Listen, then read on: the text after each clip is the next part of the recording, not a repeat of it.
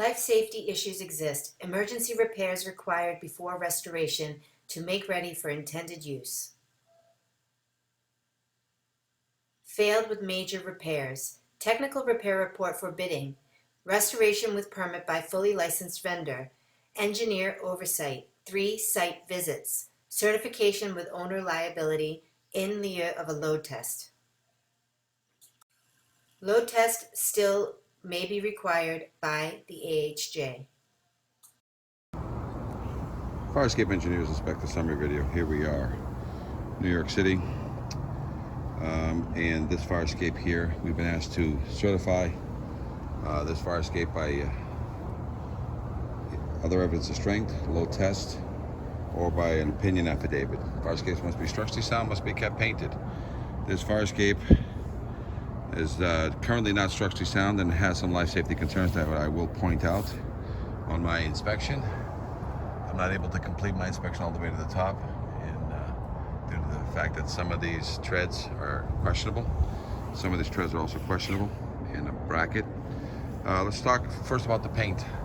Fire escape could take a full paint job, but right now there's more paint than rust, so a spot paint on all affected work, and then spot paint could push it for another 5 years, but for sure in 5 years time you're going to need a paint job. But right now 50% paint job on this should be able to take care of any of the issues. Be aware that there is a lead law. This fire escape is older than 1978, and anything older than 1978 you can't just scrape and paint it. You have to have an EPA renovator's license. There's no de-leading involved, but you must have an EPA renovator's license to know how to properly scrape and paint this fire escape and not contaminate any of the interior of the building. That's number one. Because it has lead paint, there is no welding allowed, even though the majority of this fire escape is all bolted connections. So there's no welding allowed of any kind as a form of repair because you got lead paint. Okay, now let's talk about the structural. A couple of issues.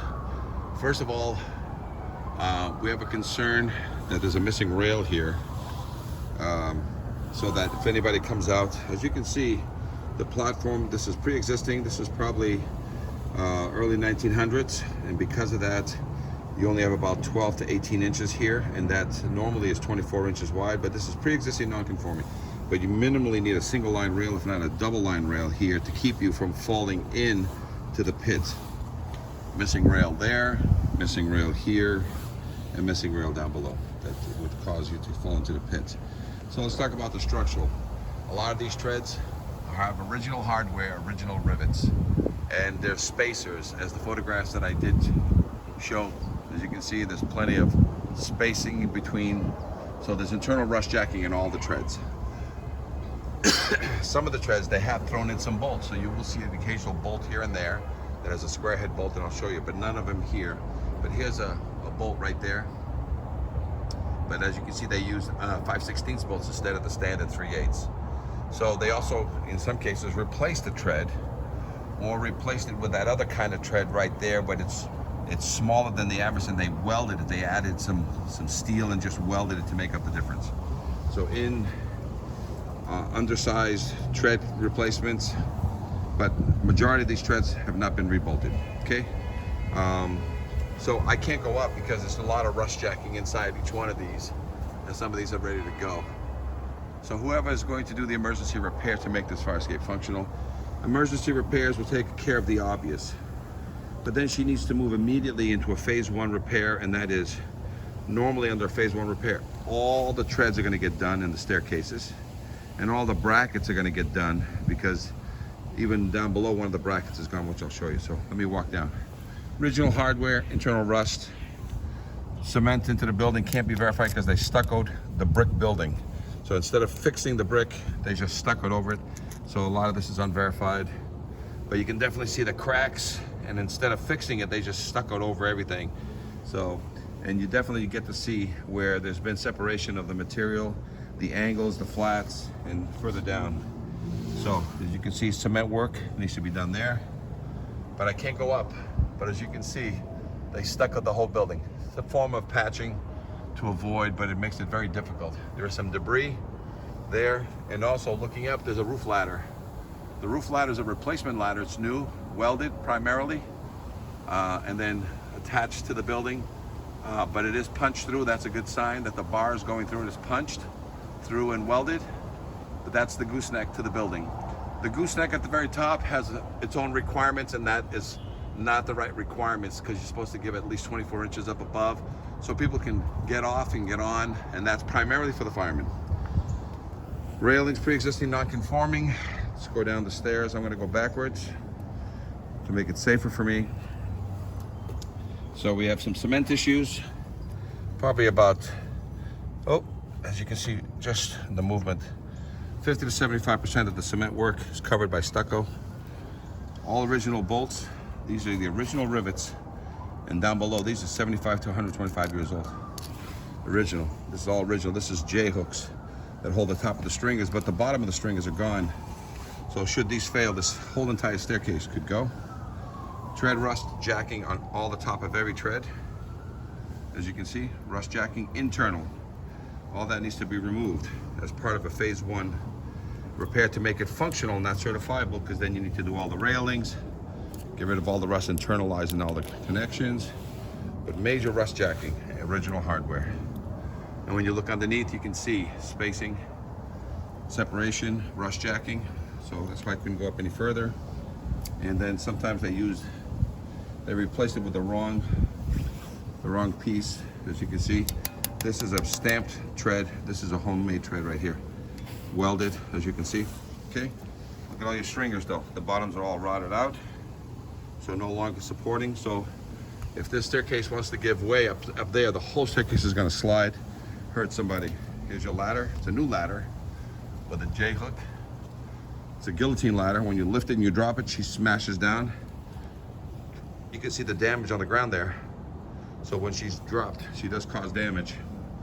But this is also the as you can see, the treads. The clips up here are gone too. Same exact clip issues on the upper stringer. But I'm concerned about that bracket over there, which I'm going to show you a little bit more, how that's totally popped. That bracket is no longer holding the platform up here. That's one of the major, besides the treads, the platform. Cement work all covered, so in proper way to verify if it's properly connected. Cement, you can see the cement spalling because they just stuccoed. All original hardware on the ladder, as you can see here, okay? Some wires that are close by. These can't have anything interfering with the use of the fire escape. Treads. Now let's go over here. As you can see, this is a very tight place. Okay, now look, heads are gone. Heads there, but the nuts are on the back side, as you can see. See, nothing there. Welded here to make up the space because they didn't have enough material. Space on that tread. Okay, so all the treads, every single tread, replace some bolts with undersized bolts, as you can see there.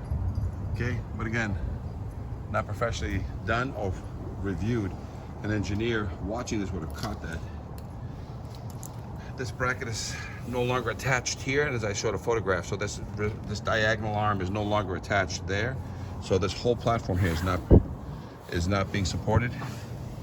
And look at the separation here. You see the head, you see the nut, you see little bits of the shaft, and that's all tied back into the building. So right now, this whole bracket is not tied back into the building.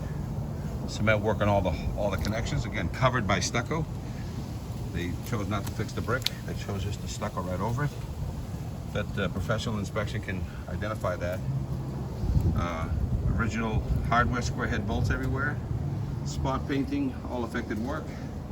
Fire escape does not pass. So 50% of the paint job, 100% on the structural, has life safety concerns on the treads and on this support right here, aside from some other things that will be dealt with. Whatever company does the emergency work on this will verify that there's nothing else loose, such as a loose rail, which is unseen.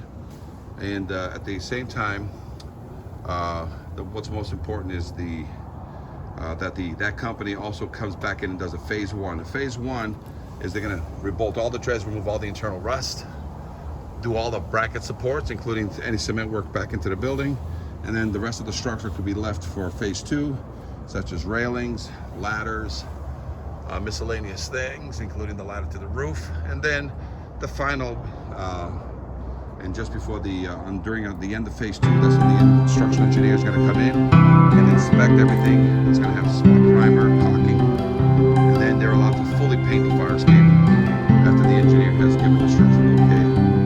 The final paint job will not hold up any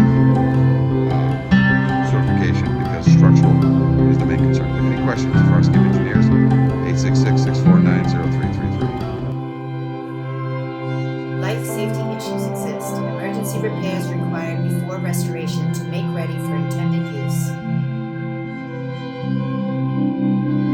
Fire escape issues. Photos represent what the violation